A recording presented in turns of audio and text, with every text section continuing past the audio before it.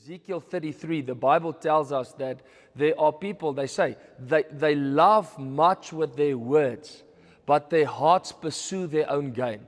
So with a little bit of time that God has allowed me, and by His grace hasn't fired me yet, the little bit of grace that I'm learning out of I think it's the 13th or 14th year now, full-time ministry, I've realized that if you read the Bible also, because Paul says in the book of Corinthians, he says that even like in the Old Testament, he says these are examples to us that we don't make the same mistake. So we see that in Ecclesiastes 7 verse 8. Ecclesiastes 7 verse 8, we see the will of God. God comes in and He says, God says, the end of a thing is better than the beginning. Wow. Which means God's heart is that we finish better than what we started. Amen. But you see the opposite in the Bible. Most people started well but didn't finish well. And you know what I'm finding is what was the danger wasn't Satan. The danger was the anointing. Because God warns you. That's why many a times when I would ask God, say to Him, I want to walk in this anointing. And He says, you're not ready yet. Remember Catherine Kuhlman? Who knows Catherine Kuhlman? Yeah, I could see all the women and me. Catherine Kuhlman, I studied all her books, just watched all her videos and then just go watch it again all over, read her books all over again. There's a lady that wrote a book about Catherine. She was a reporter. She wasn't saved. But her magazine had to do a report on her, so Catherine gave them permission that after the service, she can come behind the stage and interview her. This woman got saved 2 hours before Catherine Kuhlman walked on the platform because of the presence of God that was there before she started preaching. Robert Leiden, that wrote God's Generals, he writes, he was in one of her meetings. He said 2 hours before, because to get a seat. 2 hours before that, he says, and the most amazing thing was, you could feel God on your skin. He says, she's the greatest God's general that he wrote about. I'm talking about John G. Lake, Smith Wigglesworth, all of them.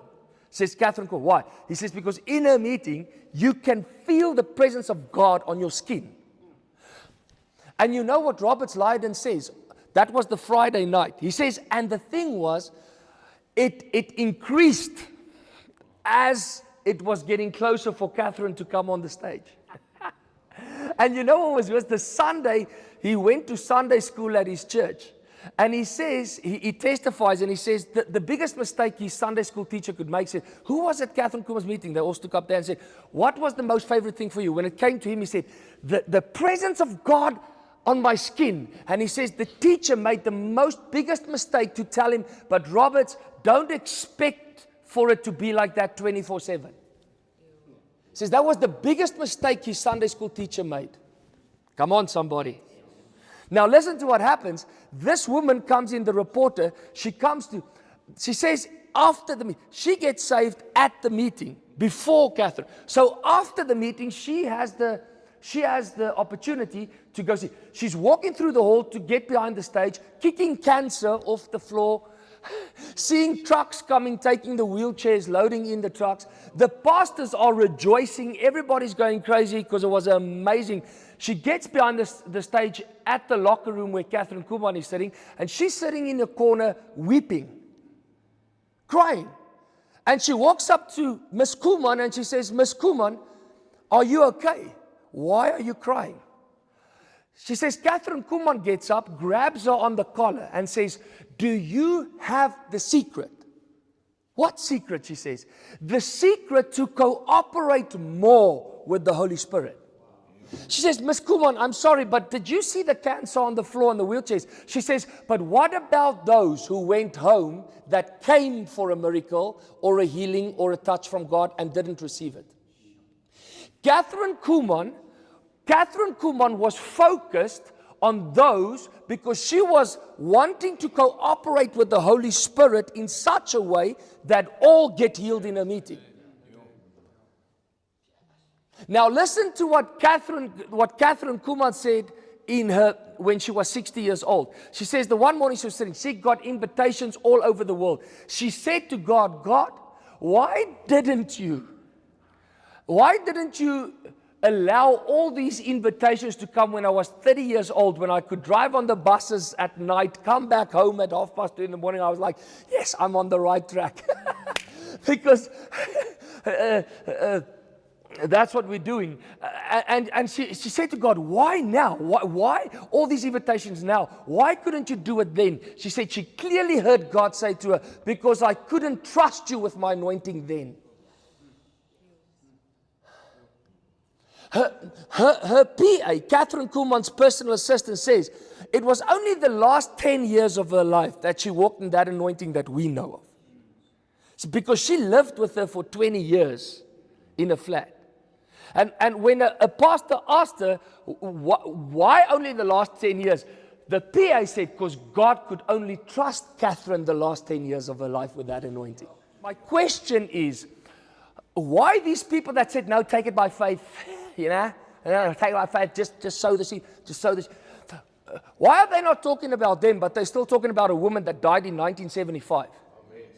But they're still talking about her ministry. I'd rather follow somebody that everybody's still talking about that's in the grave. Why? Because she made an impact. And I want to know, why did she make an impact? And I'll tell you why she made an impact. Because she pushed herself to a level where she knows the God of the impossible, but she did not give the unbeliever the fault. She did not give the sinner the fault. She did not tell people if they didn't get healed, it's because you don't have faith. She put it upon herself. She took the responsibility to find out, how can I walk with God in a way like that? Because remember now, in the book of Numbers 12, hello somebody, in the book of Numbers 12, Miriam and Aaron also heard from God. They even said it. So then Moses comes and he marries a black woman, an Ethiopian. Moses wanted to marry a black woman. And then Miriam and Aaron said, no way, she's an Ethiopian. We also hear from God. What does God do? He calls a meeting. He says, okay, I speak to you guys through dreams and visions, but Moses face to face. People ask me, Israel, how do you get to the place where you were? I'm sharing my secrets with you. I've decided not to give the sinner the fault. I've decided not to give the community that is full of that there's darkness and Satan is ruling. I've decided not to give the stronghold, the stronghold. I've decided to come to Jesus and say, okay, if there's a stronghold, you promised that if the enemy comes in like a flood, the Spirit's going to raise up a standard. So I should be walking with the Spirit that can raise up the standard. Greater is He that is in me than the one that's in the world. That's how we overcome the world, 1 John 2. So I go into my inner room and I say, enough is enough, Lord. I don't just want to sow seed. I want to be a seed sower, but I want to walk with the one that can make it grow. I want to be in that relationship. So coming back to that is like saying to God now, okay, God, so what do I need to do? So that's why you'll find us in the newspapers. Some people will say, you need wisdom, you should talk nicely. No. Because you know why I'm saying? There are of my friends that when they were 30 years old, only then they received the precious Holy Spirit. They had a tangible touch from the Holy Spirit. Like one of my friends that was a full-blown alcoholic, right here on his seat, invited him to church. Took him 6 weeks to come to this sect. I had to sit with him every Friday and talk to him, and he said, okay, I'll come. And he brought a friend because he was afraid, because they all heard about this church. He was sitting there as an alcoholic, sitting at that chair. My pastor just walked past him. He said, just walk past him. And as he walked past him, he just felt something lift off him. And he was set free immediately. No rehab. Even though I'm, praise God for rehab centers. But there are some cases that a man does not have the ability. It must be the God that makes the impossible possible. It's the tangible presence of God. So let me quickly explain to you what I want to come share with you today. What creates in us is to come to the place to say, because my friends are angry because they only could experience and have a meeting with the Holy Spirit when they were 30. And I wish, that's my thing, when I had my encounter with the Holy Spirit, I wished somebody could come to my school and say to me, come and taste and see. Who had the guts to say, listen, he's alive. And I know the introducer to the king. And he wants to introduce you. Because if I had that touch at 12 years old, at 13 years old, it would have, and helped me to not go through these sexual soul ties and whatever. I want to come share with you today is like, just something in the Bible. In 2 Samuel 6, I read this. Watch this, how some people walk with God. That's going to be up to you. Because there's levels. You can say what you want. In 2 Samuel 6, watch what happens. The Bible says, yes, King Saul. Now, God has already rejected him. And now he has already received an evil spirit. So David is hiding from Saul. He's running away from Saul.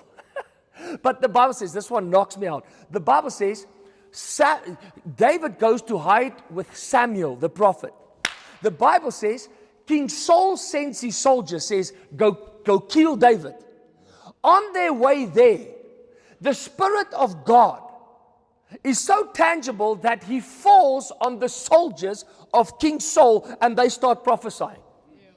Eventually, King Saul himself goes with an evil spirit already rejected by God, and he goes himself to kill King David. When he gets to the camp, because of the presence of the Holy Spirit falls on King Saul, who has an evil spirit, and he starts prophesying.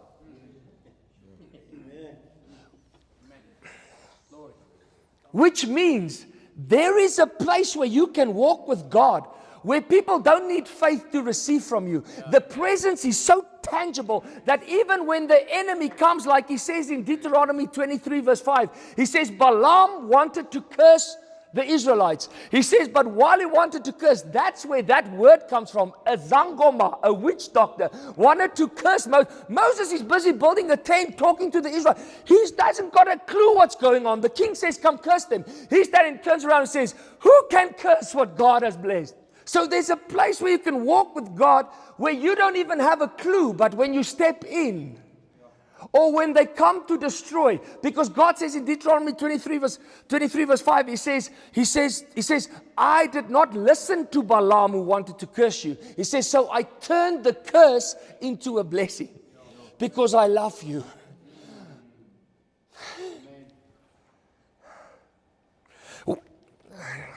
This is, I don't know if it finds you excited. My time, I've got 10 minutes. 1 Samuel 19, watch this. Watch what David's asked. Because this is the thing. What are you asking God for? God, I want this ministry. My ministry. I'm called. Prophesy. Heal sick. Cast out demons. 2 Samuel 6. Watch what David says. David was afraid of the Lord that day. And he said, how can the ark of the Lord come to me? Remember in the Old Testament, the presence of God was in the ark. This guy had one goal. I need to get the ark back to me.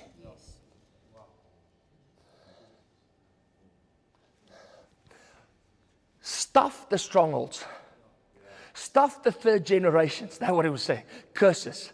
Stuff the stronghold that is there. Stuff the porthole that is there. He was like, I know, if I can get God with me, nothing is impossible.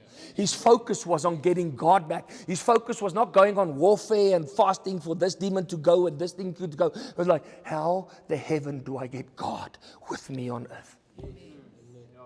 And guess what happens after? When he gets the ark, because he heard the ark was with a man called Obed-Edom. And the Bible says Obed-Edom and his whole household was blessed. Why? Because the ark, they were entertaining the presence. Then you know what happened when they were entertaining the presence? Then David saw they blessed, and David was like, whoa, if he can do it to a family, he can do it to a city. So David's heart, the Bible says, and then the ark, which is the presence, the Bible says, came into the city of David. And from that day on, David had rest all over. Nobody wanted to go to war with him because they were afraid. That's why I say, a man with an experience with the presence of God is not at the feet of a man with just a doctrine. My heart has come to the place to say to God, I'm sick and tired of telling people, no, brother, it's not about the touch. It is about the touch. Amen. To me, because in 13 years full-time ministry, which is not a lot, 13 years ministry, I've sat and I've seen where people have heard me preach, and then when the Holy Spirit stepped in while I preach, those people, I can tell you, 99% of those meetings, the people are still running the race. So I went to do a little bit of a study, and then I hope this will stir you. That's what we do at devotions. It doesn't have to be like this here. I'm just saying that we check our hearts in the mornings. Because if your heart is not right, how can your heart be right from the beginning? Entertaining the presence of God. I've come to the place where God has brought me to the place, and I ask Him that I will never leave that place ever again. Somebody was sitting in front of me the other day, said to me, you're the man. You're the one that should do you're the guy. We can see the anointing. We see this. And I was like, they lifted him up. But this time I didn't feel like anything with their words touching me. You want to know why? After the meeting, my wife said, wow, what do you think? I said, is that what God thinks of me? Because remember now, Abraham did not testify and say, God is my friend.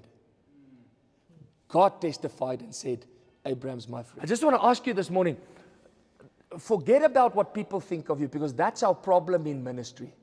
We so badly want the praises of men. Oh, you're so anointed. Oh, you're a man of God. Oh, you're such a leader. Who gives a hell? What does God say about you?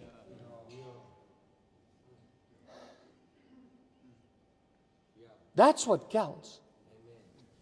That's why Reinhard Bonnke always said, Reverend Bonnke, because we are busy with CFAN, I'll just quote him. Reinhard Bonnke, he said, how does it go? The praises of man did not make me. Therefore, the criticism of man will not break. I said this with my team. There's this Satan. I don't go running to find out the works of Satan.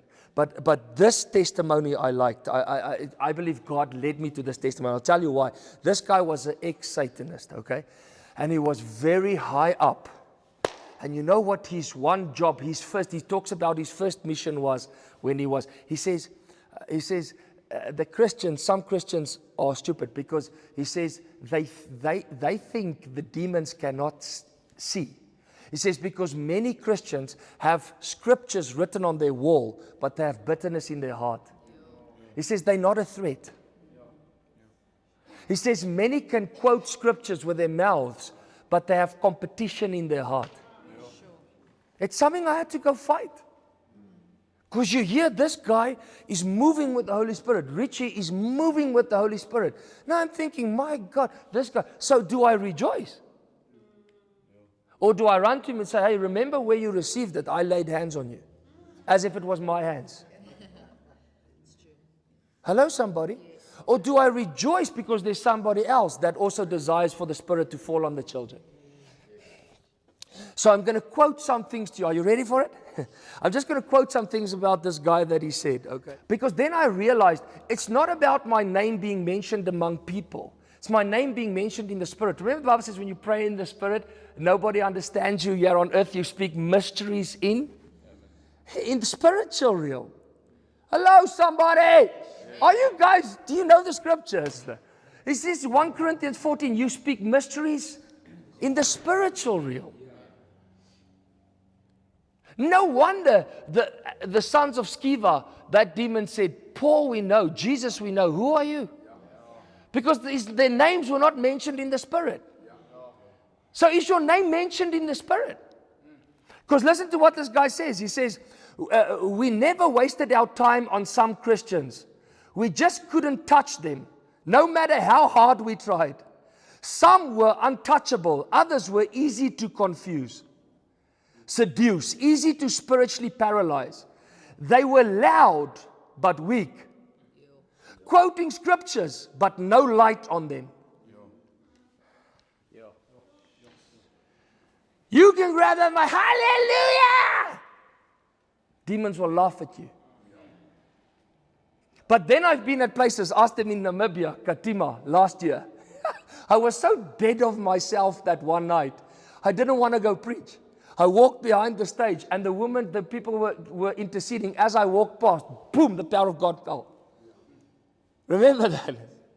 I mean, my team even made a joke with me that night when I came back from the meeting. Everybody was like, sit down, sit down, sit down. He's here.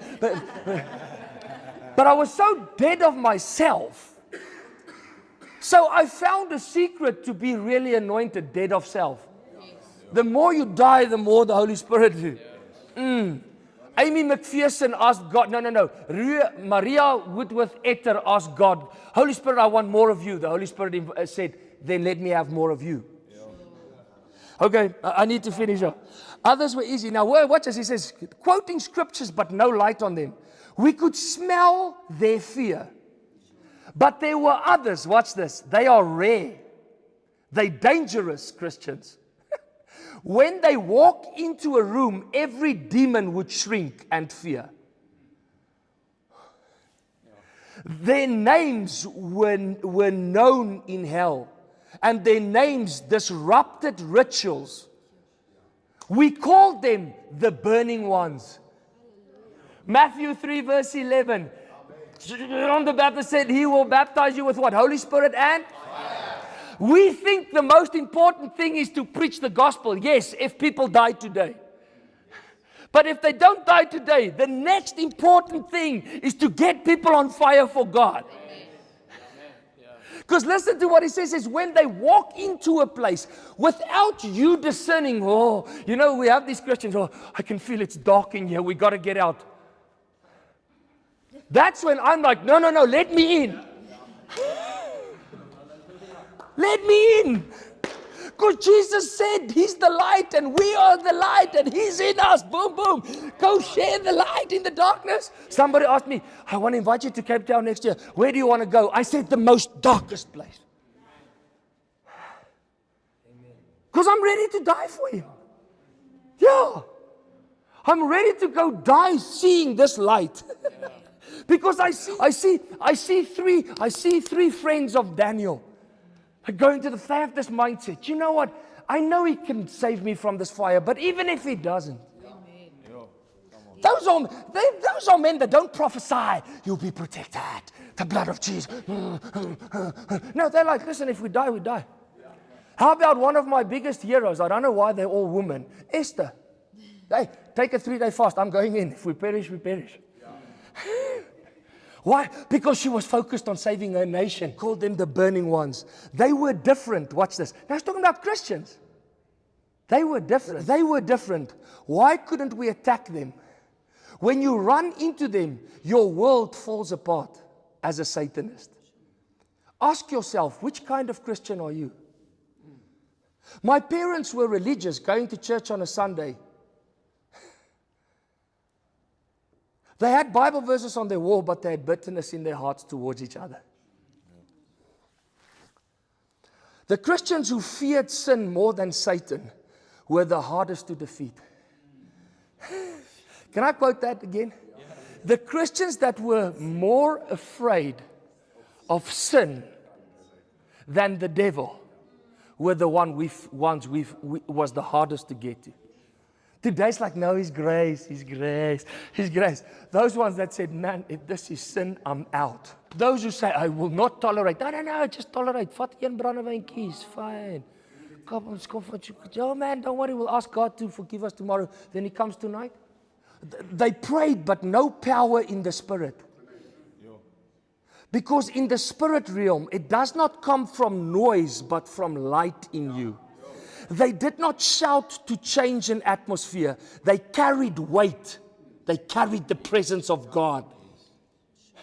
Even if they walk past you in the street, you would feel them. I was laughing at Josh the other day. We were in Louis Trichardt. So we're walking in ShopRite, and there's this woman, Zangoma, with all the kralikis, whatever, comes to, as she walks past us, she just freezes and she looks at me like this. And she's like, ugh. Joshua looks at me, he's like, yes, that's cool. Remember now, I mean, he told his parents, I'm like, Israel's my hero. I'm like, yeah, bro, you can. Meanwhile, it's not the muscle, it's the presence. Because God says, my people perish because of a lack of knowledge. Now you have this knowledge that you can carry that in the Spirit. Take it. Take it. Say, I want to be that man, Jesus. Monitoring spirits. Oh, watch this one. He says, every time one like this would pray, our rituals would scatter and backfire. So many Christians are like, oh, they did rituals here. They did an altar here. Why do you think God baptized us with fire? So that when we step in there, that altar gets destroyed. Like Elijah who said, build an altar, call upon Baal, and then still mock them. Listen to what he says. When they step into a place, monitoring spirits get blinded when they sin. You know, Satan has a system, and he has monitoring spirits to come to your house to see if there's sin or anything. They say those who are on fire and walking with God in that way with the presence, when those monitoring spirits come to spy on you, they go back blind, and they stay blind forever. Now we're walking around, I bind you, Satan. I blind you, Satan. Meanwhile, God's like, just focus on your relationship with me and the Holy Spirit. When you step into a place, they're going to get blinded in anyway. Okay, what makes them different? It is about them knowing God, not just verses. Not just church culture, they know Him. Help me, Lord. They don't just resist evil, they walk in light. Ask yourself, will the enemy fear you or ignore you? Many Christians are under attack because they are, not because they are weak, but because they are carrying something Satan fears. Does Satan fear you because you're carrying the presence? And now don't pray in tongues now. I want them to know. If anyone, listen to this, if your name is mentioned in the Spirit, does heaven arise or does hell rejoice? Because you're still full of competition, still full of selfish ambition. That's the one you got to work as a minister of God or a woman of God every day of your life. You got to kill this competition thing. Oh, do they know who I am? Those on the dark side don't fear fasting, quoting scriptures. They fear the burning ones. It's not enough to be saved. You must be transformed. Dangerous Christians are those who shut every door of sin. They live a lifestyle of repentance. Satan does not care how many services you attend. He cares about whether you are on fire. I've made up my mind to say to God, I don't care what people think of me anymore. I just want one thing.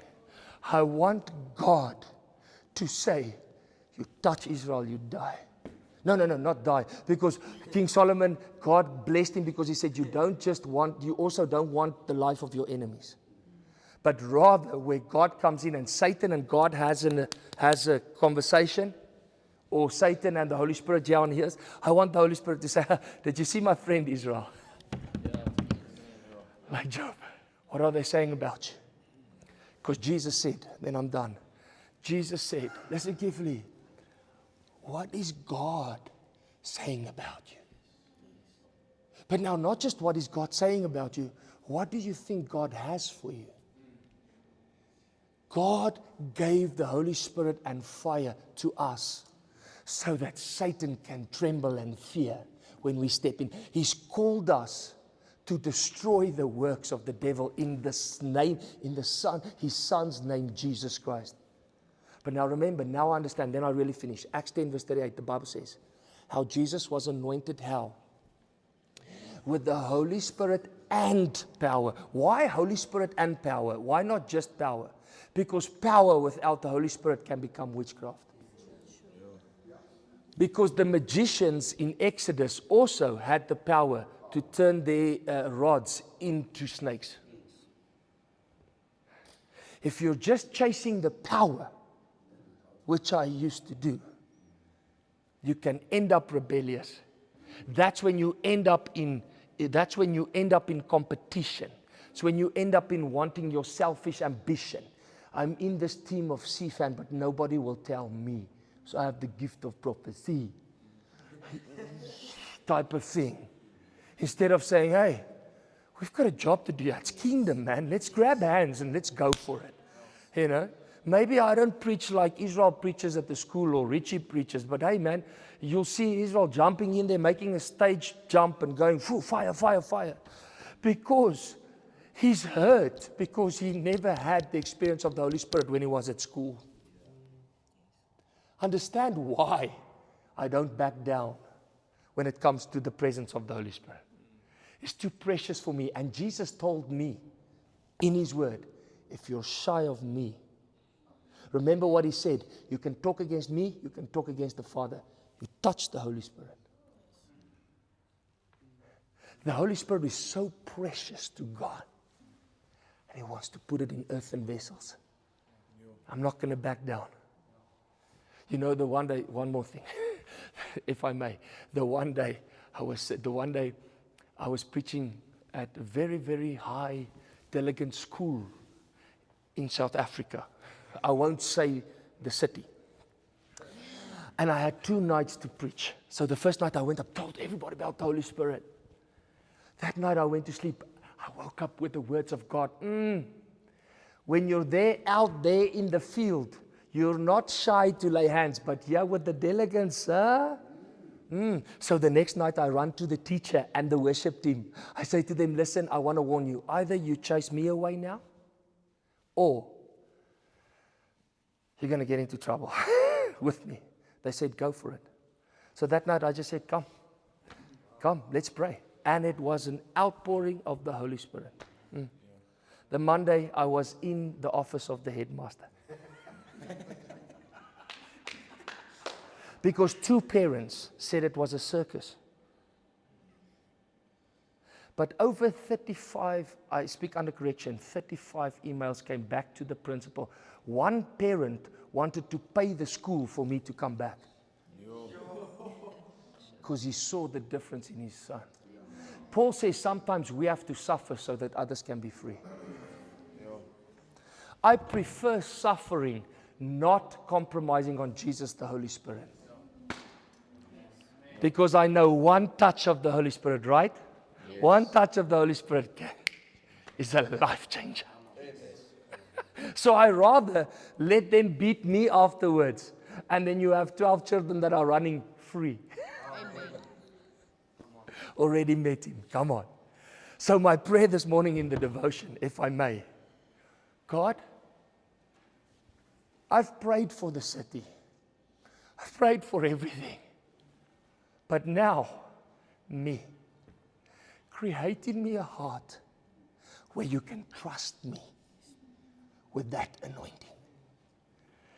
And when we step into a place, rituals of the devil gets dismantled. But God, make me, because he's the one that can create a new creation. Make me the person that in the Spirit my name is mentioned. But not for my own glory, but because of the price that your Son Jesus paid on earth. In Jesus' name, amen. Amen.